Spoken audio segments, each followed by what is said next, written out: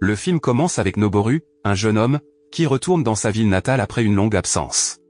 Il est revenu car il a été invité au lancement de son premier livre. En arrivant à destination, il rencontre Tetsuko, une ancienne camarade de classe, et sa fille. Il décide de manger un morceau et de rattraper le temps perdu. Tetsuko félicite Noboru pour son succès d'auteur, mais il ne pense pas que sa ville natale ait beaucoup changé. Noboru se remémore également ses années d'école, où il admirait Tetsuko. Il se demande également qui peut bien être le petit ami de Tetsuko, ce qui le ramène au passé.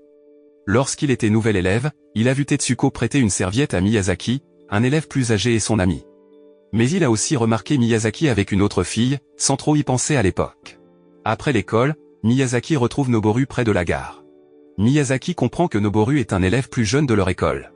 Ils discutent de vieux souvenirs et Noboru prend son courage à deux mains pour lui demander des nouvelles de Tetsuko. Il confesse également avoir aperçu Miyazaki avec une fille aux cheveux courts. En entendant cela, Miyazaki change rapidement de sujet en demandant à Noboru s'il a une petite amie. Noboru admet qu'il n'en a pas et pense qu'aucune fille ne voudrait sortir avec lui. Le lendemain, Miyazaki croise Noboru en classe et l'invite à la bibliothèque. Là, Noboru aperçoit la fille aux cheveux courts qu'il avait vue avec Miyazaki auparavant. Miyazaki présente Noboru à la jeune fille, nommée Momose. La scène se déplace ensuite dans le futur, où Tetsuko est prête à dire au revoir, mais Noboru l'arrête car il veut lui partager un secret longtemps caché. Tout commence lorsque Miyazaki présente Noboru à Momose, et qu'ils prétendent être en couple. En réalité, Miyazaki avait un plan sournois. Il voulait cacher sa liaison avec Momose, alors il a imaginé ce stratagème pour faire croire aux gens que Momose et Noboru sortaient ensemble. Noboru a accepté de jouer le jeu, et ils ont tous promis de garder le secret. Cependant, Momose est devenue très collante avec Noboru à l'école, lui tenant toujours la main, ce qui le mettait mal à l'aise. Mais il a continué le jeu pour aider son ami. Ils ont maintenu cette comédie pendant 2 semaines, et pendant chaque pause, Momose traînait Noboru sur le toit de l'école. C'est laquelle pouvait lâcher le masque et être elle-même sans que les autres amis la regardent. Finalement, Noboru a eu le courage de demander à Momose comment elle et Miyazaki se sont rencontrés. Il s'est avéré qu'elle lui rendait souvent visite à son travail et le croisait fréquemment. Elle a également avoué qu'elle n'avait jamais aimé personne d'autre. Puis, elle a demandé à Noboru de lui parler de l'enfance de Miyazaki, et il était sur le point de poursuivre son récit, mais Momose s'était assoupi, alors il a décidé de garder l'histoire pour une autre fois. Le lendemain, Noboru et Momose se sont retrouvés dans le vestiaire. Momose semblait heureuse et a montré à Noboru un livre que Miyazaki lui avait offert. Elle était aux anges et l'a lu toute la nuit.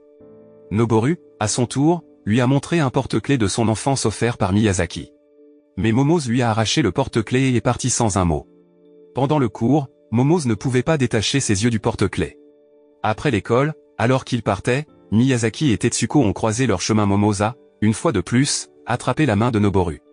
Miyazaki a présenté Tetsuko à tous les deux, et Tetsuko a remarqué leur proximité, les invitant à discuter. Même si Momose se sentait un peu jalouse, elle a essayé de le cacher et n'a pas réalisé qu'elle tenait toujours la main de Noboru en quittant l'école. Noboru lui a finalement demandé de le lâcher, disant que leur relation n'avait pas de sens, mais Momose, complètement amoureuse de Miyazaki, a dit qu'elle continuerait à l'attendre et est partie. Ce soir-là, comme toujours, Momose s'est rendue au travail de Miyazaki. Ses collègues n'ont pas pu s'empêcher de remarquer à quel point il la trouvait jolie. Mais Miyazaki a admis à ses collègues que lui et Momose n'étaient que des amis. Momose a entendu leur conversation, mais a essayé de garder son sang-froid. Plus tard, lorsque Miyazaki a rencontré Noboru, il a mentionné que Tetsuko ne le soupçonnait plus de la tromper et que les choses se passaient bien dans leur relation. Mais Momose, profondément amoureuse de Miyazaki, n'y a pas prêté beaucoup d'attention. En rentrant chez lui, Miyazaki a appelé Noboru pour lui exprimer sa gratitude car leur petit stratagème avec Momose semblait avoir fonctionné, et Tetsuko ne croyait pas les ragots à leur sujet. Cependant, Noboru était inquiet pour Momose et voulait la contacter. Pourtant, il a hésité et a finalement décidé de ne pas le faire. De son côté, Momose est rentrée chez elle avec une expression triste. Elle se sentait blessée par la comédie qu'il jouait, mais ses sentiments pour Miyazaki l'ont poussée à continuer. Le lendemain, Noboru a remarqué que Momose se rapprochait de Tetsuko, et elles l'ont même salué de la main. Il se sentait accablé par leur fausse relation. Bientôt, il a ressenti une douleur aiguë à l'estomac et a dû se rendre à l'infirmerie de l'école. Momose est venu le voir et lui a dit que Tetsuko les avait invités à un voyage. Sans hésiter, Noboru a accepté, prêt à tout faire pour Miyazaki. Momose a insisté pour l'aider à choisir la bonne tenue pour la sortie. Lorsqu'ils sont arrivés chez Noboru, sa mère a été surprise de le voir avec une fille. Elle était ravie, pensant que son fils grandissait. Momose a demandé la permission d'entrer dans la chambre de Noboru pour trouver des vêtements appropriés. Dans sa chambre, Momose a fouillé dans le placard de Noboru et a trouvé un costume élégant, que Noboru a révélé être un héritage du père décédé de Miyazaki. À ce moment-là, Momose ne savait rien du père de Miyazaki. Elle a taquiné Noboru en essayant le costume, et il était clair que Noboru commençait à développer des sentiments pour elle. Plus tard, la mère de Noboru a préparé à manger, et Momose a apprécié le repas. Elle a complimenté la nourriture et a même aidé à faire la vaisselle, ce qui a encore plus plu à Noboru. Plus tard, Noboru a raccompagné Momose chez elle. En chemin, Momose a félicité la mère de Noboru pour sa gentillesse et a brièvement mentionné son propre père, qui rentrait rarement à la maison et mentait souvent à propos de l'emmener au zoo. En réalité, Momose détestait les gens qui mentaient. En entendant cela, Noboru a suggéré de mettre fin à la comédie car aucun d'eux ne se sentait à l'aise avec cette fausse relation. Cependant, Momose a refusé, expliquant que c'était son idée parce que son amour pour Miyazaki était trop fort. En arrivant à la gare, Noboru a commencé à réaliser qu'il développait des sentiments pour Momose et faisait plus attention à elle. Lorsque Momose est arrivé à la maison, ses 4 frères et sœurs plus jeunes l'attendaient avec impatience pour préparer le repas. Momose était incroyablement attentionné envers ses frères et sœurs et a immédiatement commencé à leur préparer à manger. Il était clair qu'elle avait endossé un rôle de mère. Le lendemain, alors que Noboru était en classe, Momose est venu l'inviter sur le toit pour lui arranger les cheveux, voulant qu'il soit beau pour leur voyage à venir. Après que Momose ait arrangé les cheveux de Noboru, ils ont bavardé et plaisanté ensemble, ce qui les a rapprochés. Lorsque les vacances sont finalement arrivées, ils ont repéré Miyazaki et Tetsuko qui les attendaient. Noboru et Momose les ont rejoints, et ensuite, les filles ont décidé de s'arrêter dans un magasin, laissant Miyazaki et Noboru dans l'attente. C'est alors que Miyazaki a confié à Noboru que son lien avec Momose se renforçait et ressemblait à celui d'un vrai couple. Les 4 ont décidé d'aller voir un film ensemble, même si Momose se sentait jalouse en voyant Miyazaki et Tetsuko se rapprocher. Pendant ce temps, Noboru ne se sentait pas bien car il avait été trop nerveux pour dormir la nuit précédente. Momose, remarquant son malaise, a suggéré qu'il n'était pas obligé d'entrer dans le cinéma et pouvait attendre dehors. Peu de temps après, Miyazaki et Tetsuko les ont approchés et les ont invités à entrer. Cependant, Momose a inventé une excuse, suggérant qu'elle resterait avec Noboru dans la salle d'attente. En vérité, c'était sa façon d'éviter de voir Miyazaki et Tetsuko toujours ensemble. Après le film, les 4 se sont dirigés vers un parc. Momose a repéré des barques disponibles sur le lac au milieu du parc et a suggéré qu'ils fassent tous un tour. Miyazaki a plaisanté en disant que les couples qui montaient ensemble se séparaient, ce qui les a amenés à changer de partenaire, Miyazaki avec Momose et Noboru avec Tetsuko.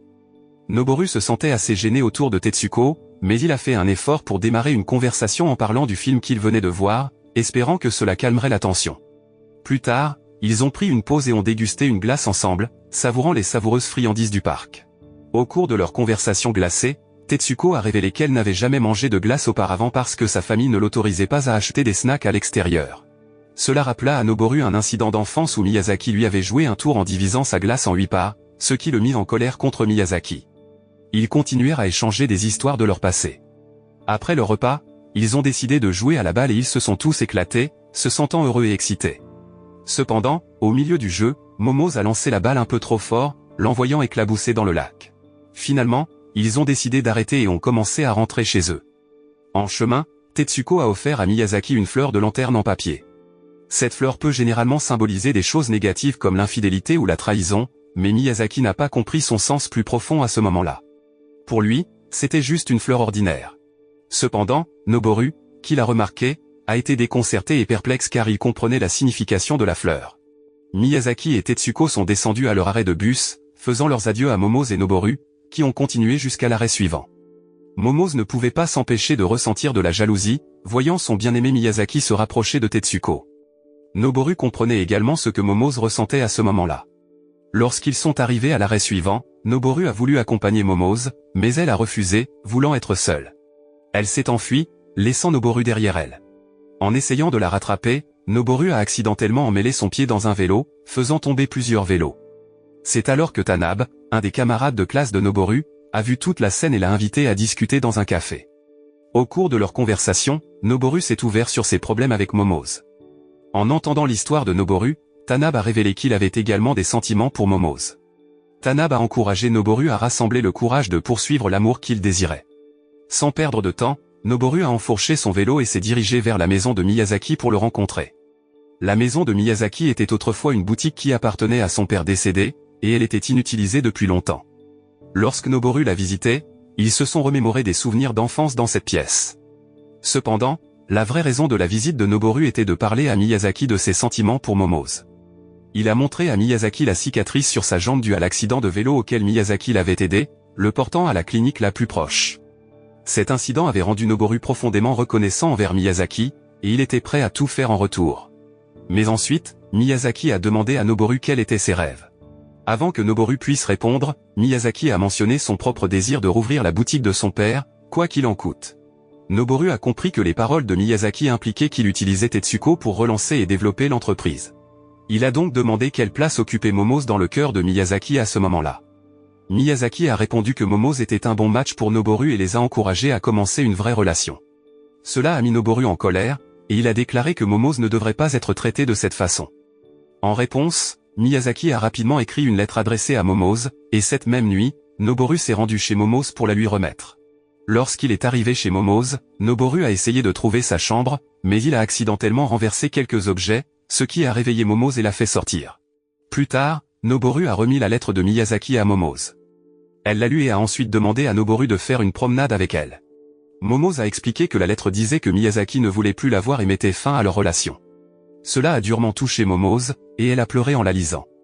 Noboru, étant là pour elle, a essayé de la réconforter et de comprendre ses sentiments. Avec la fin de la relation entre Miyazaki et Momose, la mascarade entre Noboru et Momose a également pris fin. Avançons rapidement vers le présent, il s'avère que Tetsuko est effectivement marié à Miyazaki et qu'ils ont une fille. De plus, Miyazaki possède maintenant une boutique assez populaire dans le quartier, comme il l'avait mentionné à Noboru par le passé. Plus tard, Noboru a donné un roman à Tetsuko et lui a expliqué que la fleur de lanterne en papier offerte à Miyazaki symbolisait la trahison et l'infidélité. En d'autres termes, Noboru a réalisé que Tetsuko était au courant de la mascarade. Cependant, Tetsuko a demandé à Noboru de garder le secret car cela s'est passé il y a longtemps et qu'ils sont maintenant adultes. Après sa conversation avec Tetsuko, Noboru a fait ses adieux et s'est dirigé vers son école pour signer le roman qu'il a écrit. En arrivant à l'école, il a fait une promenade en se remémorant les événements passés. Sur le chemin du retour, il est tombé sur Momose. Curieusement, elle ne l'a pas reconnu cette fois-ci et est passée devant lui sans un second regard. Et c'est ainsi que le film se termine. La morale de l'histoire est de ne pas prétendre être en couple avec quelqu'un pour cacher des secrets, car cela peut conduire à une confusion totale, à des émotions inattendues et même à des cas d'identité erronée.